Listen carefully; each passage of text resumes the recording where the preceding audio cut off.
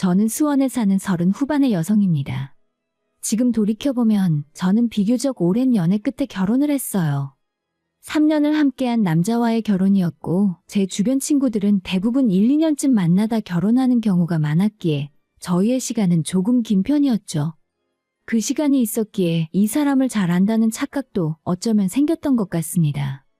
그와의 첫 만남은 동네 인근에서 열린 독서 모임이었어요. 사실 저는 그보다 먼저 2년 가까이 다른 독서 모임에 다니고 있었어요. 직장에 다니며 혼자 책을 읽는 게 쉽지 않은 현실 속에서 독서 모임은 일종의 강제성이 되어주었습니다. 책 한 권을 읽고 느낀 점을 모임 회원들과 나누고 다른 사람의 생각을 듣는 시간이었는데 그게 참 좋았어요. 오랜만에 독서 모임에 나갔던 날, 새로운 얼굴들이 꽤 보였습니다. 그중 한 사람이 나중에 제 남편이 될 그 사람이었죠. 모임이 끝나면 집 방향이 같아서 함께 버스 정류장까지 걷곤 했습니다. 그 길 위에서 우리는 많은 이야기를 나누었어요. 아, 공무원이시구나. 멋있으시네요. 그다지 멋있진 않지만 감사합니다. 그는 공무원 시험에 막 합격해 근무를 시작한 참이었고 인서울 좋은 대학교를 나왔으며 나이는 저보다 3살 위였습니다. 이야기를 나눌수록 잘 통한다는 생각이 들었어요. 연애는 왜 안 하느냐는 질문에 그는 이렇게 말했습니다. 안 하는 게 아니라 못한 거죠. 공무원 시험 준비에 적응하는데 시간이 없었거든요. 여자친구가 없다는 걸 확인한 제가 며칠 후에 그 남자에게 이렇게 말했죠. 이제부터 나랑 연애해요. 그 고백은 제 인생 처음으로 제가 먼저 한 고백이었습니다. 사실 저희는 이전부터 썸인지 아닌지 모를 애매한 사이가 계속되었고 모임이 없는 날에도 매일 연락을 하게 된 지 오래였어요. 그는 조금 서툴렀고 연애 경험도 많지 않았지만 그만큼 더 진심이 느껴졌습니다. 저는 그 사람의 최선을 다하려는 마음을 사랑하게 되었죠. 우리는 3년 동안 연애를 했습니다. 그 시간 동안 참 많이 웃고 많이 싸우고 또 많이 사랑했습니다. 연애 2년쯤 되었을 때 문득 물었습니다. 오빠는 결혼하면 어떻게 살고 싶어? 잠시 망설이던 그가 조심스럽게 말했죠. 내 꿈은 세상에서 제일 가정적인 남편이 되는 거야. 내가 잘하면 아내도 잘해줄 거라 믿거든. 그 말이 어쩌면 당연하면서도 살면서 처음 들어볼 정도로 참 낯설었습니다. 대부분은 결혼 후에 하고 싶은 일이나 배우자에게 바라는 것들을 말하곤 하잖아요. 그런데 그는 자신이 해줄 수 있는 걸 이야기하더군요. 그 순간, 이 사람과 결혼해도 괜찮겠다는 마음이 처음 들었습니다. 흔하지 않은 사람이구나 하고요. 그 뒤로 결혼 이야기는 자연스럽게 이어졌습니다. 누가 먼저랄 것도 없이 일상 속 대화처럼 스며든 결정이었죠. 양가 부모님께 인사를 드리러 갔고 시어머니와 5살 어린 예비 시누이도 만났습니다. 솔직히 걱정이 많았어요. 주변 친구들의 좋지 않은 경험담도 듣다 보니 전날 밤은 잠도 설쳤죠. 하지만 막상 마주한 예비 시댁 식구들은 생각보다 평범하고 따뜻한 분들이었습니다. 시어머니는 활달하고 말씀이 많으셨고 시누이도 시간이 지날수록 먼저 말을 걸며 웃어주었어요. 남자친구의 아버지는 그가 고등학교 2학년 때 돌아가셨다고 했습니다. 그래서일까요? 그는 집안의 가장이라는 책임감 속에서 어머니와 여동생을 늘 챙기며 살아왔다고 했어요. 그 모습이 참 든든하게 느껴졌습니다. 이제는 저희 집에 인사를 드릴 차례였어요. 저희 부모님은 늘 딸이 고생할까봐 걱정이 많으셨죠. 남자친구를 만나기 전부터 하시던 말씀이 있었습니다. 세상에 널린 게 남잔데 왜 굳이 어려운 집안이랑 결혼하려 하니? 그 말이 서운하지는 않았습니다. 부모님의 걱정도 나름대로 이해가 되거든요. 딸이 평탄한 길을 가길 바라는 마음, 그건 어느 부모나 같을 테니까요. 하지만 잘 사는 사람은 많아도 이 사람처럼 나와 잘 맞고 진심으로 대해주는 사람은 없겠다는 확신이 더 컸습니다. 그래서 결국 제 고집을 꺾지 않았고 결국엔 부모님의 허락을 받아 결혼을 하게 되었죠. 처음에는 걱정이 많으시던 부모님도 직접 남자친구를 만나보시고 나서는 생각이 많이 바뀌셨습니다. 그래, 결혼도 결국 네 인생이니 네가 선택하는 거지. 엄마 아빠는 이제 반대 안 할 테니까 하고 싶은 대로 해. 그 말을 듣는 순간 얼마나 눈물이 날 뻔했는지 몰라요. 정말 감사해요, 엄마 아빠. 우리 진짜 잘 살게요. 그리고 정말 뜻밖의 선물도 받았습니다. 바로 신혼집이었죠. 전셋값이 매매가와 다를 바 없는 요즘 솔직히 어디 들어갈 만한 곳도 찾기 어려워서 걱정이 많았거든요. 시댁 쪽에선 금전적인 도움을 기대하기 어려운 상황이었기에 친정의 지원은 말 그대로 선물이었습니다.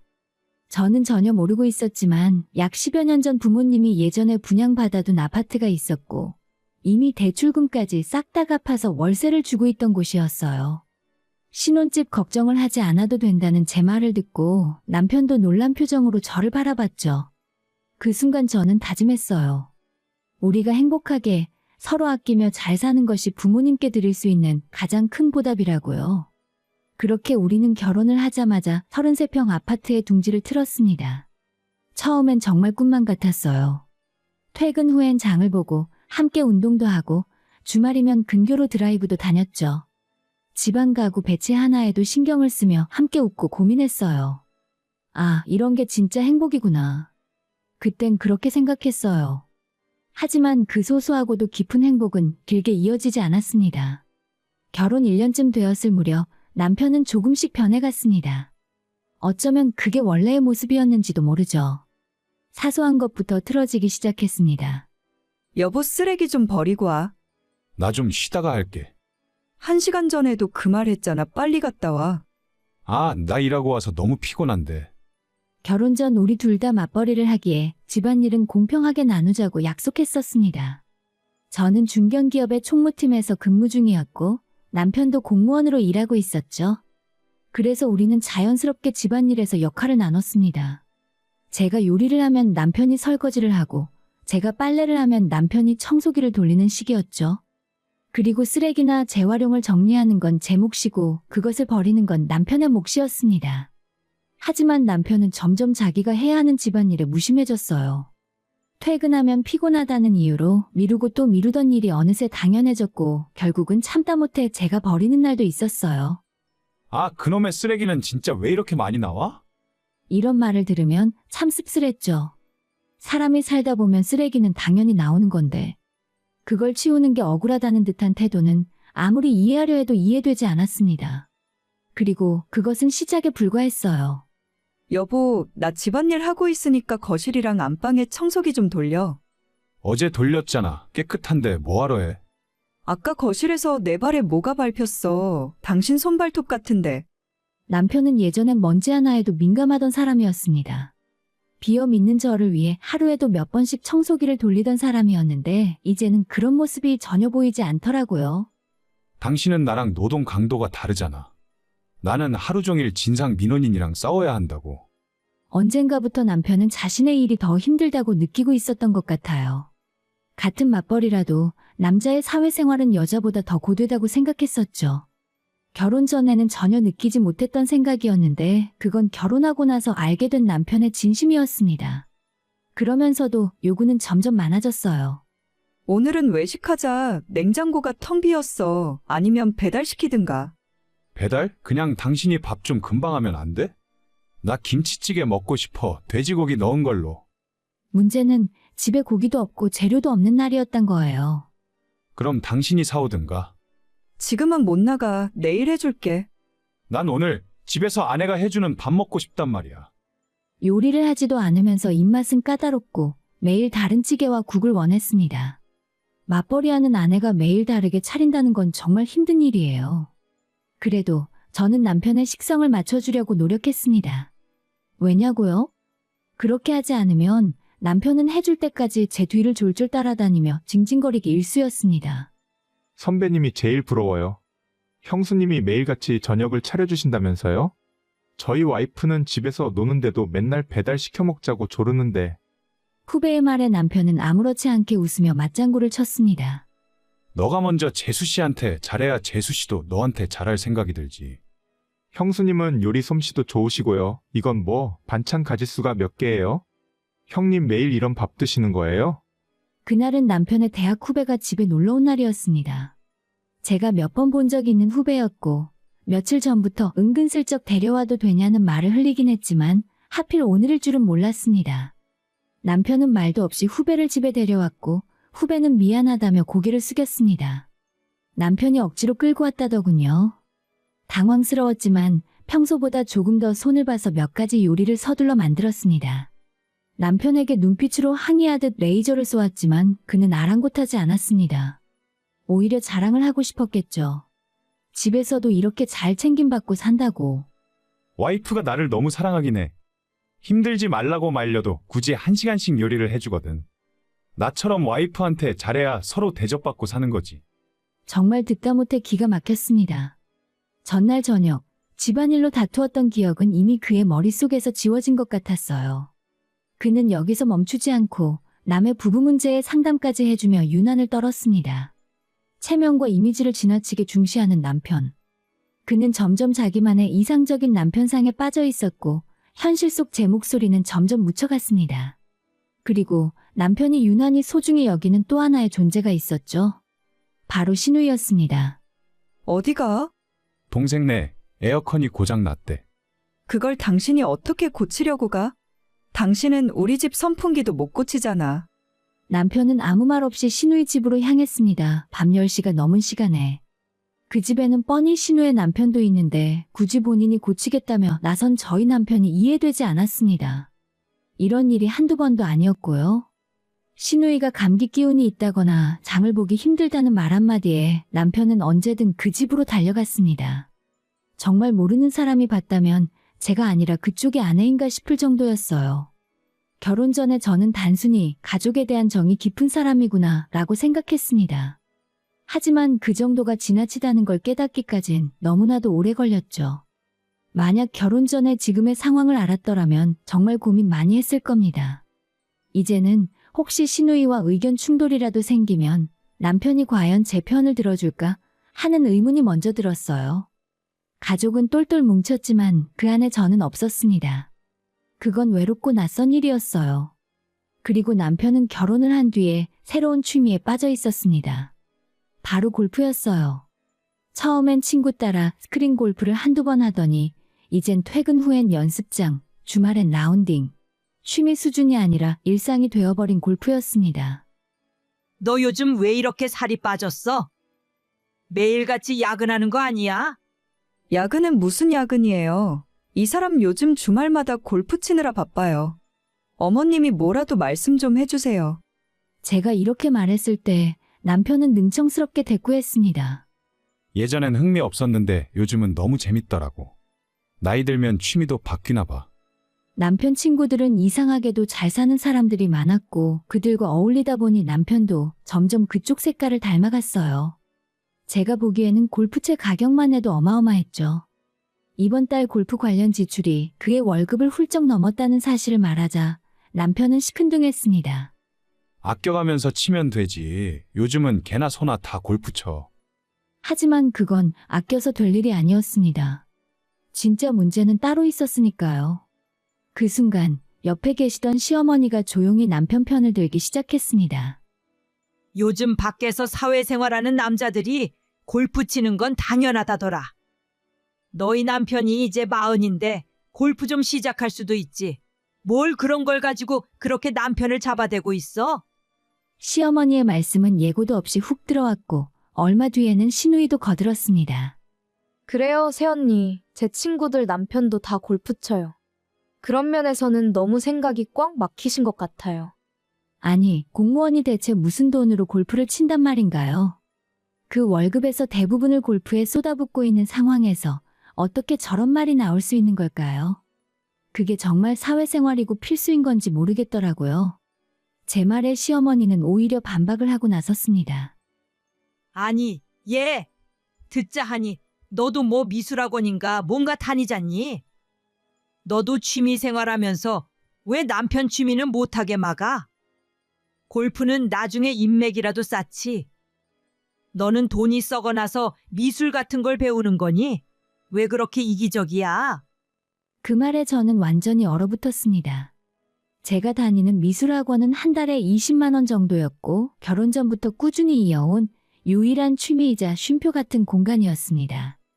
반면 남편의 골프는 장비 구입에 주말 라운딩 비용까지 하면 이미 월급을 초과하는 수준이었죠. 하지만 단순히 비용만의 문제는 아니었습니다. 제가 이 문제에 대해서 이기적이다라는 말까지 들어야 할 정도의 일이었는지 정말 묻고 싶었습니다. 그 자리를 조용히 빠져나와서 집으로 돌아왔고 공교롭게도 얼마 지나지 않아서 회사 일이 바빠져서 미술학원을 그만두게 되었어요. 시어머니가 바라던 대로 된 셈이었죠. 자세한 사정을 모르는 시댁 식구들은 제가 자기들 말을 듣고 학원을 포기한 줄로만 알고 더 기세등등해졌습니다. 그 무렵부터 시댁은 새로운 요구를 하기 시작했어요. 바로 아이였습니다. 결혼 전에 우리는 분명히 아이를 낳지 않기로 합의하고 결혼을 했던 링크 부부였어요. 그런데 언제 그랬냐는 듯 아이를 가져야 한다며 재촉이 시작됐죠. 어머님, 저희 회사는 애 낳으면 퇴사해야 해요. 법으로는 아니라지만 눈치 보여서 쫓겨나는 게 현실이에요. 실제로 그런 분들 제가 여럿 봤어요. 그럼 너는 집에서 애 키우면서 그냥 놀겠다는 거야? 일은 왜 안 해? 하나 키운다고 유세 떨면서 하루 종일 빈둥대게? 안 나가겠다고 버텨. 만약 회사를 그만두더라도 마트 캐셔라도 나가서 일은 해야지. 그럴 거면 애 낳기 전에 옮겨 출산휴가 쓰면 되잖아.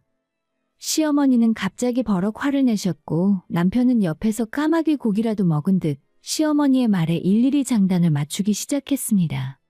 저는 더 이상 참지 않았어요. 그게 그렇게 쉬웠으면 잘리는 사람이 있었겠어요? 제가 잘 다니고 있는 직장을 왜 계획에도 없는 아이 때문에 옮겨야 하는데요? 그리고 우리 애 안 낳기로 약속했잖아요. 왜 말을 바꿔요? 워낙 단호하게 말했기에 그 문제로 더 이상의 언쟁은 없었지만 그 뒤로 남편과 시어머니는 끊임없이 다른 방식으로 불만을 드러냈습니다. 틈만 나면 아이 낳고도 잘 사는 사람들 이야기를 제 앞에서 꺼내기 시작했죠. 저는 두 귀를 닫고 살았습니다. 듣고 싶지 않았고 들을 가치도 없다고 느꼈기 때문이에요. 그 와중에 시누이는 임신을 했고 얼마 후에 출산까지 하게 되었죠. 처음에는 솔직히 마음 한켠으로 이렇게 생각했습니다. 이제 시어머니와 남편의 관심이 그쪽으로 쏠리겠구나. 다행이다. 하지만 그건 정말 순진한 착각이었어요. 누구라도 아이 하나 낳으면 시댁에서의 간섭이나 눈치가 조금은 덜해질 거라 생각했습니다. 하지만 현실은 제가 예상했던 방향과는 정반대로 흘러가더라고요. 할 말이 있으니 시댁에 좀 들러라. 라는 시어머니의 연락을 받고 남편과 함께 갔던 날. 그날은 시누이가 조리원에서 막 나온 지 일주일쯤 지난 시점이었습니다. 그날 시어머니는 무심한 듯 그러나 아주 분명한 어조로 이렇게 말했습니다. 내가 생각을 좀 해봤는데 말이다. 너희 아파트랑 지영이네 아파트랑 당분간 좀 바꿔 사는 게 어떠냐? 네? 그게 무슨 말씀이세요? 도저히 제 상식으로는 이해가 되지 않는 말에 저는 다시 묻지 않을 수 없었습니다. 그런데 시어머니는 짜증이 섞인 말투로 대꾸했죠. 뭘 되묻고 그래? 방금 내가 한 말 그대로야. 둘이 몇 년만 집을 바꿔 살으라고. 지영이가 애도 낳았는데 좁은 집에 계속 살긴 너무 힘들잖니. 너희들은 둘뿐이니까 18평도 충분하지 않겠어? 저는 너무도 당황스러워서 말이 나오지 않았습니다. 지금 이게 정말 진심으로 하시는 말씀이야? 머릿속에서 여러 번 되묻는 사이 남편을 돌아보았습니다. 당신이 뭐라고 말 좀 해봐. 왜 가만히 있어? 남편은 잠시 말을 망설이다가 이내 침을 삼키고 조심스레 말을 꺼냈습니다. 당신도 알잖아. 내 동생이 몸도 약한 편이고 임신 기간 내내 힘들었고 출산도 어렵게 했잖아. 그런 상황에서 또 좁은 집에서 애 키우면서 스트레스까지 받으면 어떡해? 우리야 애도 없고 집에 있는 시간도 얼마 안 되니까 한 2년 정도 조카 커서 어린이집 다닐 때까지만 바꿔 살면 안 될까?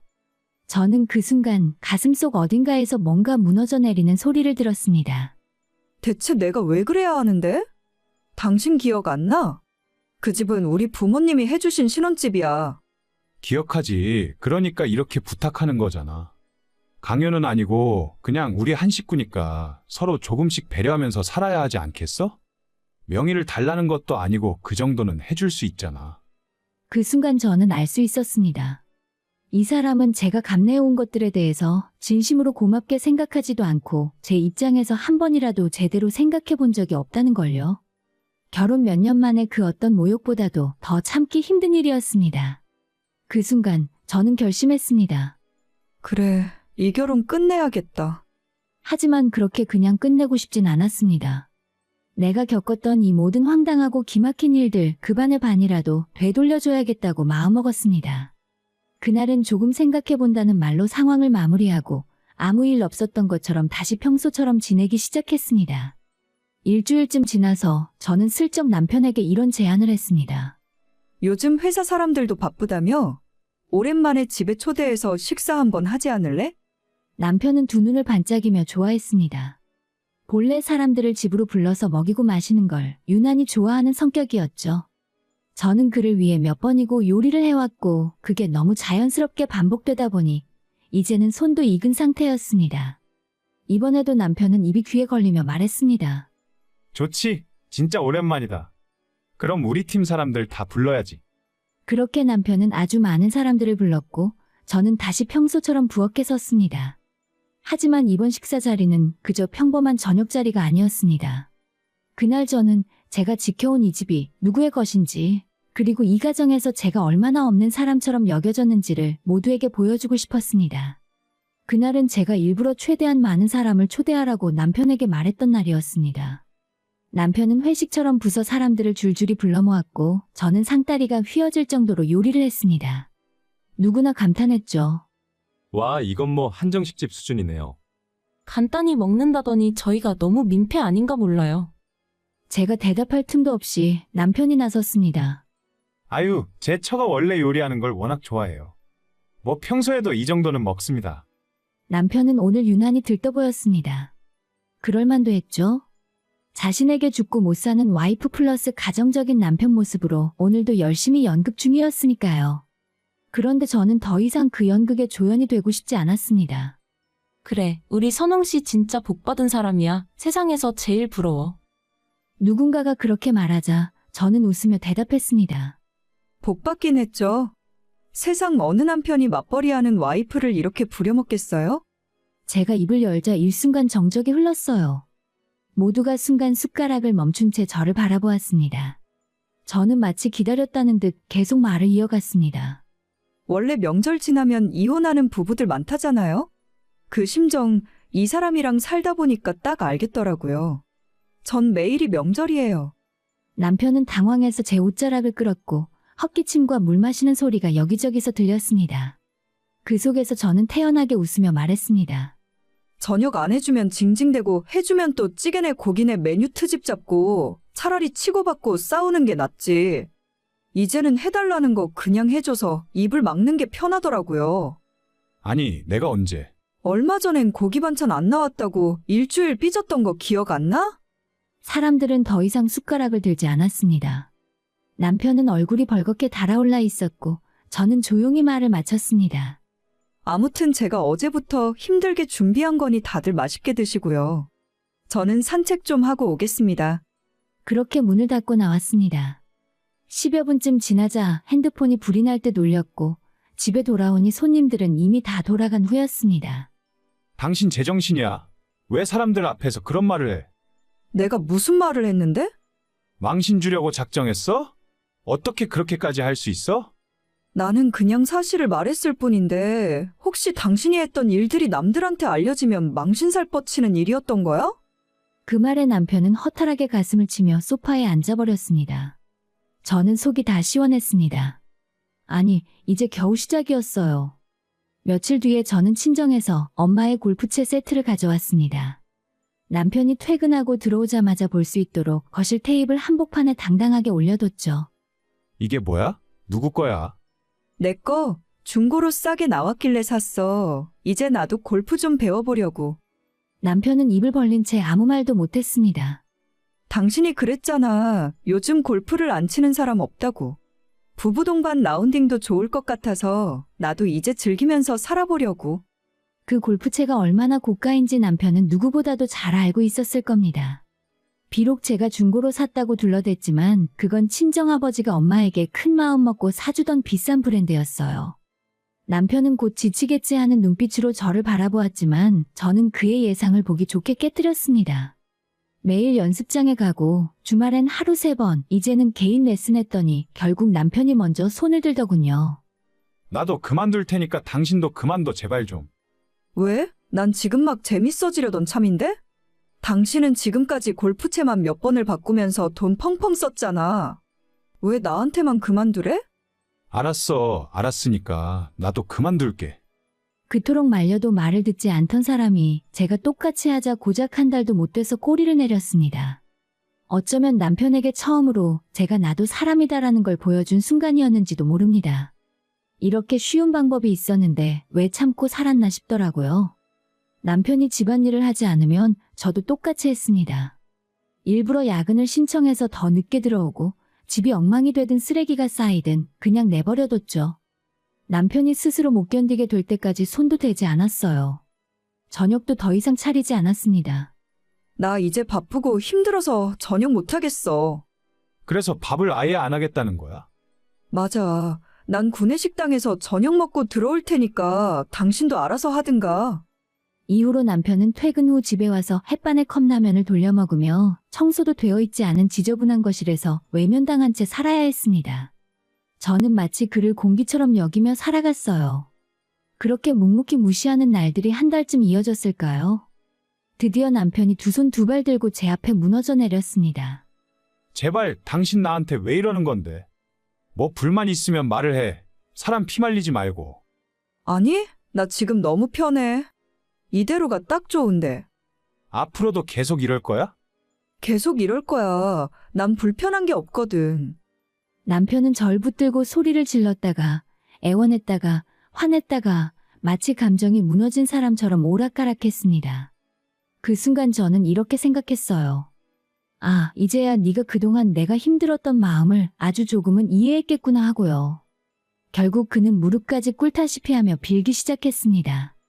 그냥 다 내가 잘못했어. 뭐가 잘못인지 몰라도 다. 제발 그만 좀 해. 돌아와줘. 이제 와서 제발이라는 말을 하니 신기하네. 내가 얼마나 그 말을 삼키고 살았는지는 알고 있어? 그리고 그날 밤 그토록 삼켜왔던 모든 말들을 저는 하나하나 꺼내기 시작했습니다. 지금 생각해보면 그건 이혼을 통보하는 말이 아니라 나 자신을 회복하는 의식 같은 거였던 것 같습니다. 그리고 우리는 2달 후에 결국 협의 이혼했습니다. 결혼 전 남편이 입버릇처럼 말하던 세상에서 가장 가정적인 남편이 되는 것이라는 그 꿈은 산산이 부서졌습니다. 아니, 애초에 그저 꿈이었는지도 모르죠. 이혼 서류를 접수하고 마지막 인사를 나누던 날, 남편은 세상이 다 무너진 사람처럼 눈물을 펑펑 흘렸습니다. 난 네가 이렇게까지 생각하고 있었는지 몰랐어. 그럼에도 그는 끝까지 변명과 설득을 멈추지 않았습니다. 하지만 이미 너무 늦었죠. 우리 사이의 끝은 생각보다 오래전부터 시작되고 있었던 겁니다. 그리고 이혼 후에 지인을 통해서 남편의 소식을 전해 들었습니다. 최근에는 어깨가 축 늘어진 채로 회사를 다닌다더군요. 한때는 다정한 남편으로 통했지만 이제는 와이프를 부려먹다 이혼당한 남자로 사내에서 회자되고 있다고 했습니다. 그제야 깨달았을까요? 배려와 희생은 강요하는 것이 아니라 존중에서부터 비롯된다는 것을요. 그가 그렇게 입에 달고 살던 말처럼요. 저는 이제 그가 사라진 집에서 조용하지만 편안한 삶을 살아가고 있습니다. 아침에 일어나서 해가 드는 창문을 바라보는 일상과 저녁에 스스로를 위해 차려낸 소박한 식사, 주말에 걷는 산책길과 조용히 책을 넘기는 시간들. 부모님께는 마음이 쓰이지만 그분들도 아마 제가 불행하게 결혼 생활을 이어가기를 바라지는 않으셨을 거예요. 이제는 누구의 아내가 아니라 그냥 나 자신으로 살아갑니다. 제 이야기를 끝까지 들어주셔서 감사합니다.